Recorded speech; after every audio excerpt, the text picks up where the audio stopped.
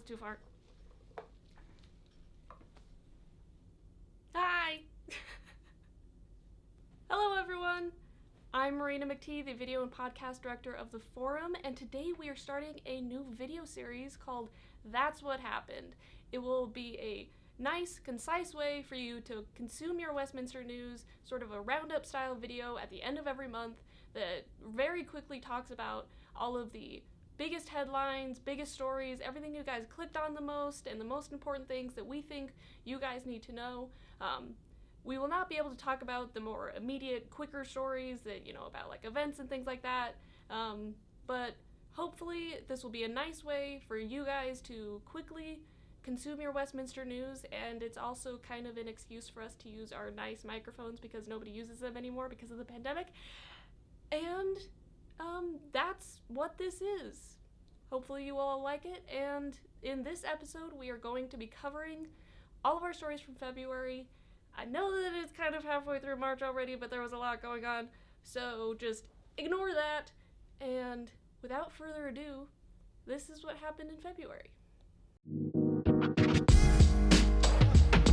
The first story we're going to be talking about is about Westminster's growing COVID-19 testing capabilities by staff reporter Jack Meyer.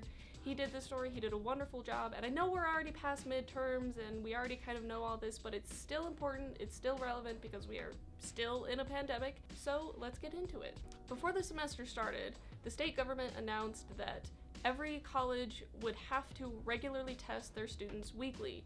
But then they kind of rolled back that statement saying that only colleges above a certain student population would have to do this, which did not include Westminster because we are such a small school. Even with this, Westminster has expanded its testing capabilities and even the time it takes to test. The Student Health Services now has a test that only takes 30 seconds to tell if you are positive or negative with COVID-19, according to nurse practitioner Bill Self.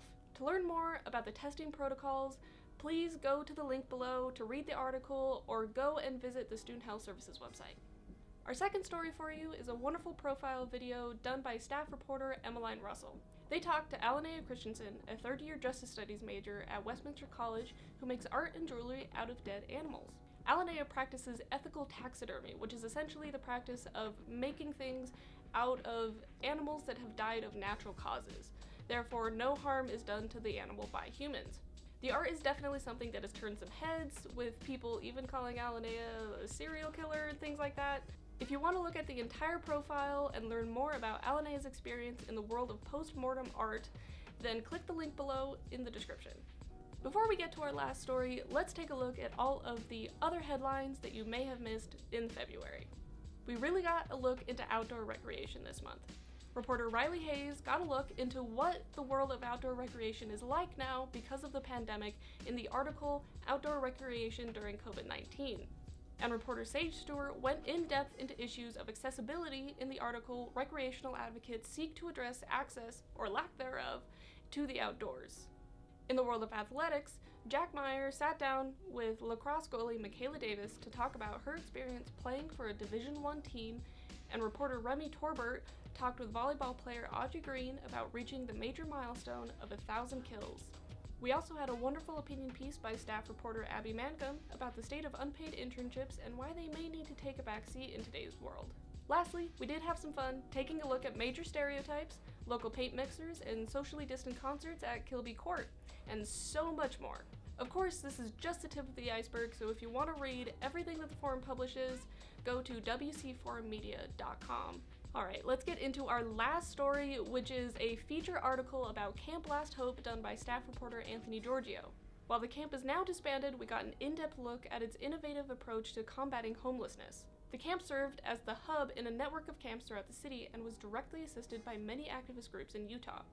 The Black Lives for Humanity movement, Pandos, Decarcerate Utah, and Utah Against Police Brutality all cooperated to volunteer and donate, creating more consolidated resources. Many of these groups became connected in the summer of 2020 during the Black Lives Matter protests. Even though the camp is now disbanded, volunteers are hoping that this will show local governments that there are better and more efficient ways to help people experiencing homelessness. If you want to learn more about Camp Last Hope and the work these groups are doing, click the link below. Well, that's all for now. To check out these stories and every story the forum has published, go to wcforummedia.com and check out the forum on all social media platforms at WC Forum Media. I'm Marina McTee, and that's what happened.